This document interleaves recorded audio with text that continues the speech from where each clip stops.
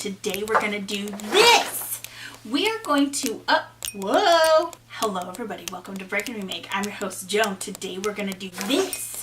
We are gonna DIY upsize our own pattern. What? All you need to do is some simple math. It's simple.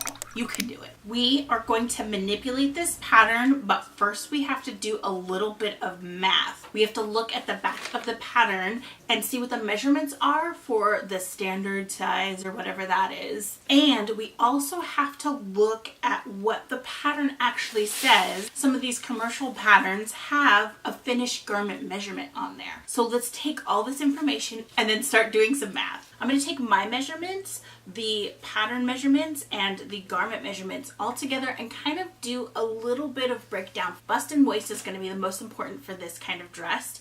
The bottom is super flowy, so we don't need to worry about it. And the waist is elastic, so really we're just looking at the bust measurement. Mine is 48. This pattern says it's for a 48 to 50 inch bust. So I'm within the range. The finished garment says it's a 56 inch. So that means with this pattern, if your bust is a 53, then I would say go ahead and make this garment and see how it fits you. Remember, we want about 3 inches of ease. This dress, it looks like it fits loose, so we don't want it to fit super tight. The smaller your ease, the tighter it fits. And this is all with woven fabrics. With knit and stretchy fabrics, it's a whole different ballgame as far as ease goes, because most of the time you want negative ease, which we won't even get into in this this video. So let's say you're a 56 bust. What do we need to do to add to this pattern to make it fit you? We would need to add about 2 inches total around the whole garment. So I'll show you how to do that manipulating the pattern. Make sure that you have paper that fits the size of the pattern piece, even if you have to like chop it up and tape it together all funky. And then I'll show you a simple way. All of these pattern pieces have seam allowance, and we're just gonna leave the seam allowance as is. We're gonna add about 1/2 inch to this piece because this has 2 pieces. So we have one pattern piece for the front and one pattern piece for the back. If we add 1/2 inch to each pattern piece, then we're in business, right? Okay, let's add our inches. It's gonna make sense once you see it on the paper. I am gonna do all my pattern making in Sharpie. Normally I would use a pencil, but I want you guys to be able to see all this. I'm going to add 1/2 inch to this side. We've added the 1/2 inch to the side seam. Now we're gonna follow along the edge. Now I keep all my patterns together with all of their sizes, so you need to add onto the biggest line. It just so happens the biggest pattern piece is the outside line. But if it dips in anywhere, you need to follow the big line, especially in armholes and in crotches. Sometimes they dip below the smaller sizes. Just be aware. I am squaring up this line so it doesn't have a weird whoops in it. And I'm just going to go ahead and follow along this line. Here is a place where the largest size dips into the other smaller sizes. So we're just going to follow this line, 1/2 inch.